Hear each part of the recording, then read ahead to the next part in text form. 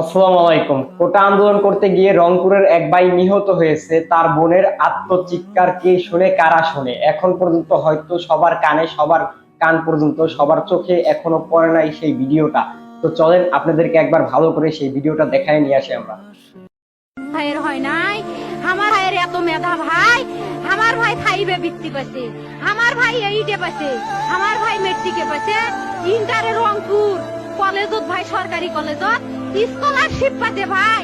বাপে আমার খুশিতে কান্দিছে ভাই, হাই রে স্কলারশিপ পাচ্ছে ভাই। আমরা মূর্খ মানুষ জানি না এত মেধাবী ছাত্র ভাই, কি জন্য সরকারে মারার অনুমতি দিল ভাই? কি জন্য? আমার ভাই রুকিয়া ভার্সিটির ইংলিশ সাবজেক্ট নিয়ে অনার্স করলো ভাই, 4 বছর হয়েছে ভাই। আমার ভাই ওকে আমি কইল ভাই মানে বিসিএস করে ক্যাঙ্গিরি ভাই, তোরা না করেন তো কয় শুনি এটাই এই একটা পরীক্ষা চাকরি হোক, মুই চেষ্টা করিম, হোক মুই তোর আশাটাও চেষ্টা করি দেখিম।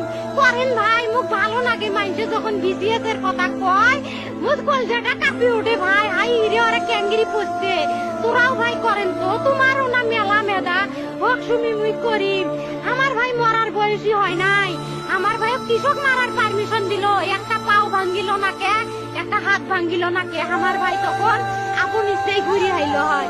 কি জন্য 4টে গুলি মারলো আমার ভাই? আমার কলজাটা মানুষ না, আমার 3টে মারি গেল না কে? আমার 3টে কি জন্য মারি গেল না?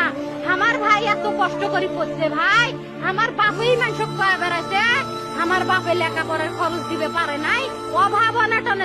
অধিকার চাইতে গিয়ে যদি আমাদের জীবন দিতে হয়, তাহলে আমাদের স্বাধীনতা কোথায়? তাহলে আমাদের স্বাধীন দেশের এই অবস্থা কেন?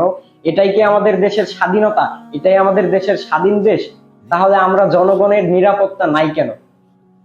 কি বলবো, বলার কিছু ভাষা নাই। আমাদের আরো গণ্যমান্য ব্যক্তি যারা আছেন তারাই বলতে পারবে, তারাই বুঝতে পারবে। আমরা সাধারণ আমাদের যে বুকের কষ্টটা, বেদনাটা, সেটা আমরা তুলে ধরলাম, দেখাইলাম। তো আজকের ভিডিও পর্যন্তই। সকলে ভালো থাকবেন, সুস্থ থাকবেন। দেখা হবে নেক্সট কোনো ভিডিওতে। আসসালামু আলাইকুম।